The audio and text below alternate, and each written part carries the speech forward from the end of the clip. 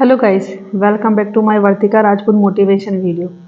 आज आप लोगों के लिए किसी की जर्नी या कहानी नहीं लेकर कर आई। जी हाँ, बिल्कुल आपने सही समझा और सही सुना। मैं आज आप लोगों के लिए महिलाओं के लिए एक ऐसी मोटिवेशन वीडियो लेकर कर आई हूँ और जो महिलाओं के लिए सोचा जाता है उसी का एक वीडियो लेकर कर आई हूँ। प्लीज़ आप ध्यान से सुने। मेरे वीडियो को सब्सक्राइब करें या नहीं करें पर शेयर जरूर करें, क्योंकि मैं चाहती हूँ कि हर एक भारतीय मेरी इस वीडियो को जरूर देखें।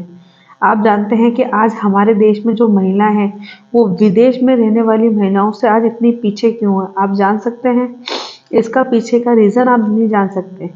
आप जानते हैं कि कई जगह आज भी ऐसा होता है कि लड़की को फर्स्ट क्लास से लेकर ओनली 12th क्लास तक पढ़ाया जाता है।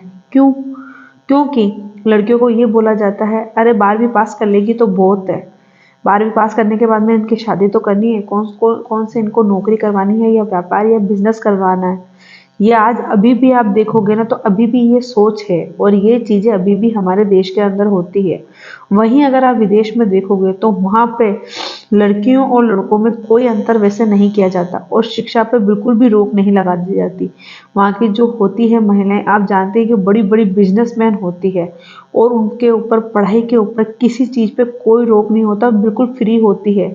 और वहाँ पे उन लड़कियों को नौकरी करनी ही पड़ती है, क्योंकि वहाँ पे सुना जाता है कि 14-15 साल बाद में उनको नौकरी के लिए बोला जाता है, चाहे वो लड़का हो चाहे लड़की हो। उनको खुद पर मतलब खुद के बलबूते पे खड़ा होना पड़ता है। और यहाँ पे आज अभी भी कई जगह आप देखेंगे कि लड़कियों को सिर्फ 12th तक ही पढ़ाया जाता है।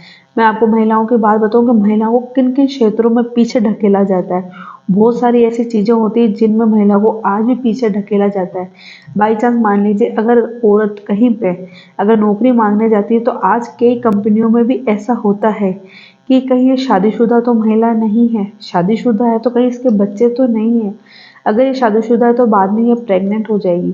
प्रेग्नेंट होने के बाद में इसको छुट्टियां देनी पड़ेगी और फिर इसका छोटा बच्चा हो जाएगा। छोटा बच्चा हो जाएगा तो ये ढंग से जॉब नहीं कर पाएगी, अपने काम पर ध्यान नहीं दी जाएगी।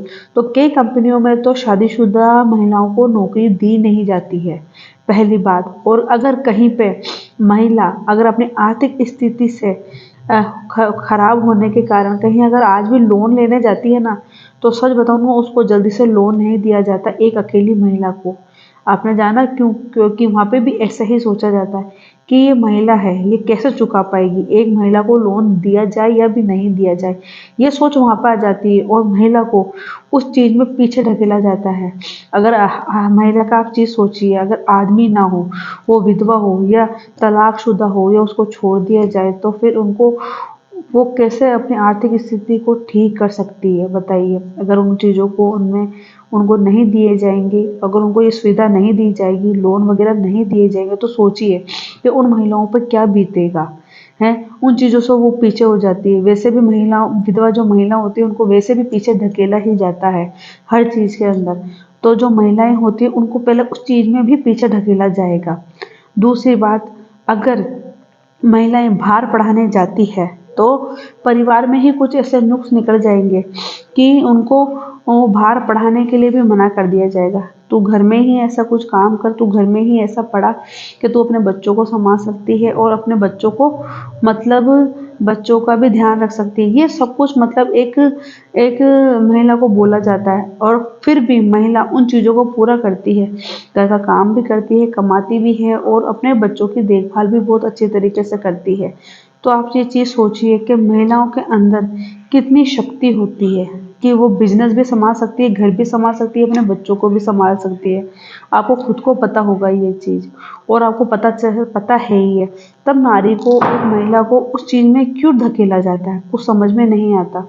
जब जानते हैं कि आज अगर मैं बताऊं कि महिला में आदमियों से ज़्यादा भी शक्ति होती है, हर एक चीज़ को करने की होती है। आदमी है, अगर नौकरी करके आ जाएगा तो वो घर के काम नहीं कर पाएगा। क्या वो अपने बच्चों को संभाल पाएगा? चाहे वो घर का पूरा काम कर सकता है? नहीं कर सकता। अगर वहाँ पे आप अगर एक महिला को देखोगे ना, महिला जो है वो नौकरी भी कर सकती है, अपने बच्चों की भी देखभाल कर सकती है, अपने परिवार का पालन पोषण भी वो बहुत अच्छी तरीके से कर सकती है। फिर महिलाओं को कमज़ोर क्यों समझा जाता है? क्यों महिला को बोला जाता है कि महिला ये नहीं कर सकती, वो नहीं कर सकती? क्यों नहीं कर सकती है? महिला हर एक काम कर सकती है, बल्कि आदमियों से ज़्यादा ताकतवर महिलाएँ होती है। अपने अपने जो दिमाग होता है उनमें, वो मोटिवेशनल ऐसा दिमाग होता है कि वो पूरे परिवार को लेके भी बाहर का काम अच्छी तरीके से कर सकती है। फिर भी आज कई महिलाओं को, अगर घर की कोई बड़ी-बड़ी बातें चल रही हो ज़िम्मेदारी की, तो अगर वहाँ पे महिलाएँ बोल दें आदमियों के बीच में, तो आज भी उसको चुप कर दिया जाता है कि तुम्हारी सलाह की कोई ज़रूरत नहीं है, तुम लोग क्या जानती हो, तुमने क्या बाहर की दुनिया देखी है? वहाँ पे महिलाओं की राय नहीं ली जाती। पर ऐसे कई परिवार हैं जहाँ पे महिलाओं की राय भी ली जाती है। पर कैसे, बहुत सारे ऐसे परिवार हैं जहाँ पर महिलाओं की राय नहीं ली जाती, उनके पास में बैठ कर के कोई परिवार की बातें नहीं करी जाती है कि ये तो वो क्या जानती है, ये तो घर की महिला है, औरत है, इसको क्या पता बाहर क्या होता है, क्या नहीं होता।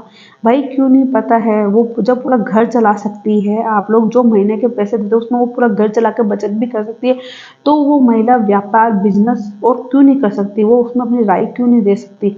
100% वो अपनी राय दे सकती है, हर महिला दे सकती है, चाहे वो पढ़ी लिखी हो या ना हो, तो भी वो एक महिला में ऐसा वो होता है कि वो हर चीज़ में अपनी राय दे सकती है। तो महिलाओं को इन चीज़ों से पहले ही ढकेला जाता है। हालाँकि विदेशों में मैं आपको ये चीज़ नहीं बोल रही हूँ कि देश-विदेश के, विदेशों में आप जानते हैं कि महिला को एकदम बिल्कुल फ्रीडम छोड़ा जाता है। वहाँ की जो महिला होती है वो बिल्कुल आत्म-सुरक्षित, मतलब ये चीज़ होती है कि वहाँ की महिला कहीं पे भी घूमे-फिरे या कोई भी नौकरी करे, कोई भी बिज़नेस करे, उनके ऊपर किसी तरीके का रोक-टोक नहीं लगाया जाता। वहाँ पे ऐसा नहीं बोला जाता है कि तू 10वीं तक पढ़ या 12वीं तक पढ़, तू शादी करके जाएगी, तू हमें थोड़ी कमा के दीजिए, ये चीज़ें वहाँ नहीं होती है, तो आप दे सकते हैं। आप देख सकते हैं कि वहाँ की महिला कितनी बड़ी-बड़ी बिज़नेस वुमन होती है। आज हमारे भारत देश में महिलाएँ इन सब का संघर्ष करके, बहुत संघर्ष करके आगे बढ़ती है और एक बड़ी बिजनेसमैन, वुमेन, यहाँ तक कि सब बन चुकी है। आप जानते हैं कि प्रधानमंत्री भी महिला रह चुकी है, मुख्यमंत्री भी महिला रह चुकी है, जो भी आप बोल सकते हो वो महिला रह चुकी है, पर उसके पीछे उसको बहुत संघर्ष करना पड़ता है।